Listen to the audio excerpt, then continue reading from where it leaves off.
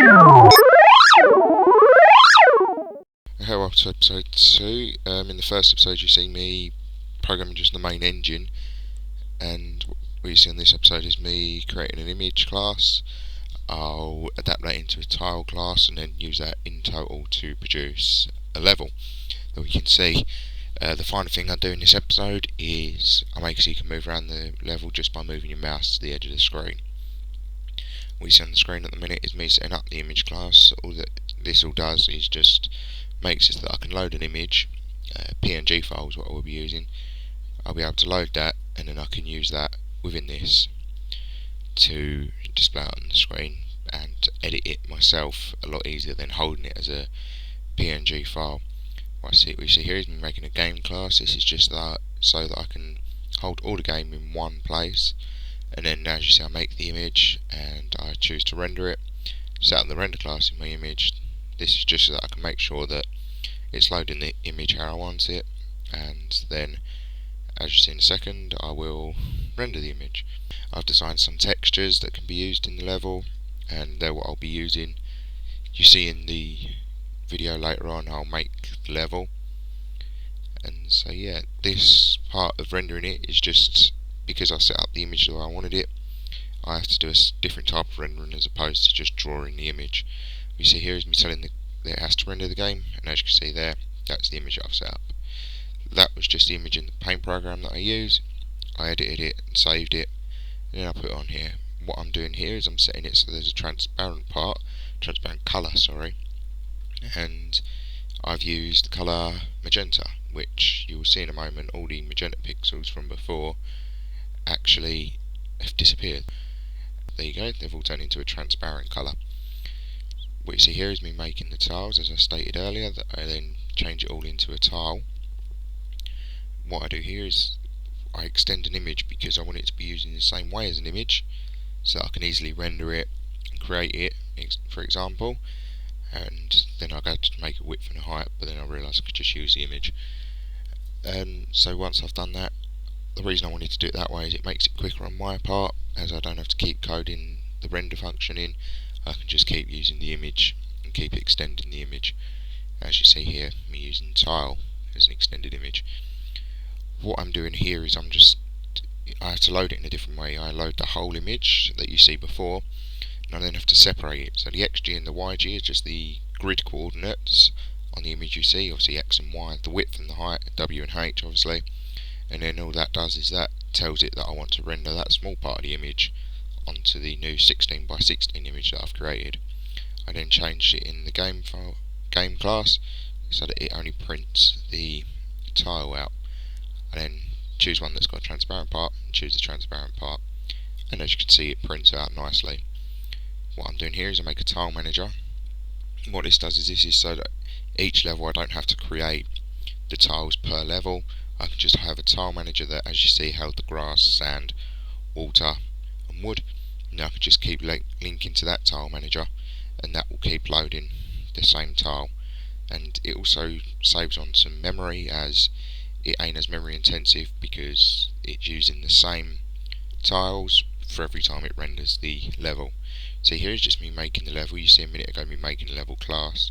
And what I do here is I use exact colours for each pixel, and then I change in the level file, I change each of them pixels into a tile so that you see the level printed out, and it allows it that I can make the level with a picture.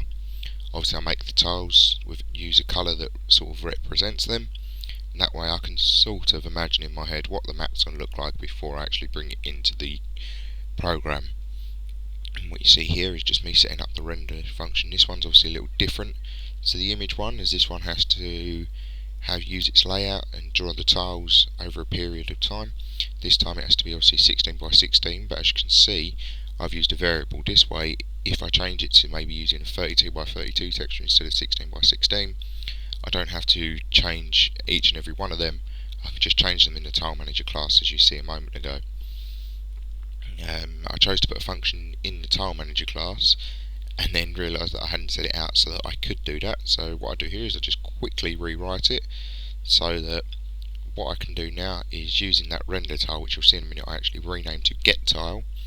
I can just pass it a colour from the layout, and then I can send the colour to this, and this will instantly tell me what tile it is I'm meant to be rendering, and I can, within the level class, render that out as I so wish.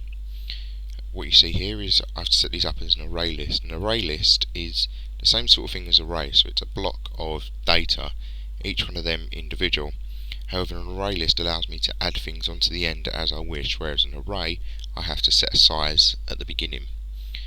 So that makes it easy for me, as I don't have to keep changing the number at the top, and I can just keep adding things on and on and on.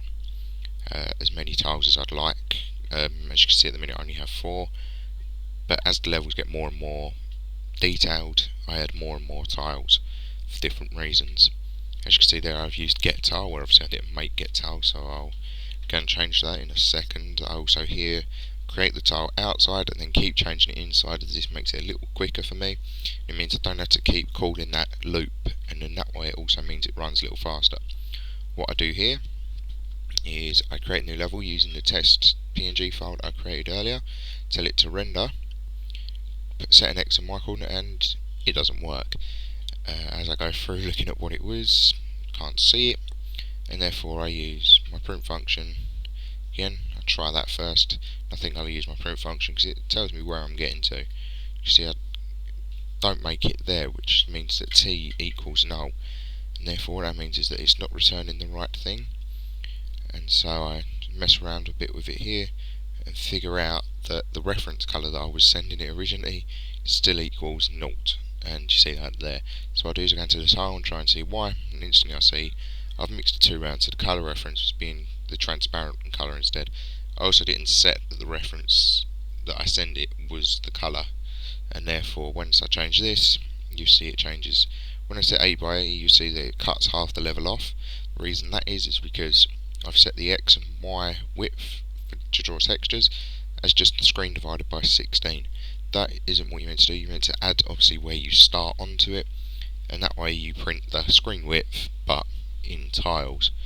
What I'm doing here is adding an input handler, and this can just record from any source of input that I like. For example, in this one I set it up to a mouse motion listener and a mouse listener. What I do with these is I can tell when the mouse is clicked, pressed. The difference between them two is clicked when you tap it, pressed is when you click and hold it. Dragged, which means when obviously you click and hold it and then you move the mouse around, I can tell when it's moved, and also as you can see there it tells me when it's released. All I do here is I set up 2 different variables, one called mouse press, one called mouse. The mouse press will tell me obviously if the mouse is pressed, and the mouse will just give me the coordinates of the mouse. And I add it to the drag there as well, otherwise it won't tell me the coordinates if I click and hold the button and move it around, which is obviously something I want it to do. I then go into the engine and tell the game to tick, go into the games and tell the level to tick. Now once I'm in the level ticking, this is good because this way I can, as you can see here, I tell it that when I've clicked, set the X as the mouse position on the screen minus half the screen, and this way it just adds a little bit of movement and it stops the map jumping to your position, as that ain't really what you'd like. As you can see here, I set sort of the limits of the level, rendering, and then I don't like the way it's working because as you're moving the mouse up, the level's going down. I didn't like that, so what I chose to do instead is that set it at when you go into the edge 15 pixels, the map moves in that certain direction. And as you can see here, I set up 2 variables as this is easy for me to do. It's quicker, looks neater, and as I do again, it's still going wrong. And I just forgot to set the signs the wrong way. Now, I don't know if you can see on the video here, but it's very jumpy. It's not moving nice and smoothly. Instead, it's jumping texture by texture. It's jumping 16 blocks every time it's moving. That ain't the look I was going for. The look I was going for was nice and smooth as you move the mouse to the end, and therefore, as you can see here, I rewrite the way it renders. The way I do it now is instead of at first setting up the grid coordinates for it to draw, instead what I do is set up a position for it to start drawing the map, and then test to see if that position is on the screen. If the position is not on the screen, it won't render. However, if the position is 15 pixels off the screen, it means there is still a block on the screen, and therefore I will render. as obviously otherwise you get little spots on the edge of the screen and it looks horrible. And as you can see here, this is just a function that uses what I just described to determine whether or not the position is on the screen. As you see here, I changed variables just to the new positions that I've used, and it doesn't work. As you can see here, I'm trying to draw a pixel that's outside of the screen, and I'm actually trying to get the debug view up here, but I can't, because the debug view, I can use it to look at what the variables equal. And as you can see, if I hover over it, I get the variable, and you can see the Y is a 512, which is obviously off the screen. I actually laughed at this point when I was doing it, because I just found it funny. What you do is when you times in by 16, you're setting them things 16 times 16 apart from each other. And obviously that wasn't very good. What I do here is I get a brown out of my paint program that I like the colour of.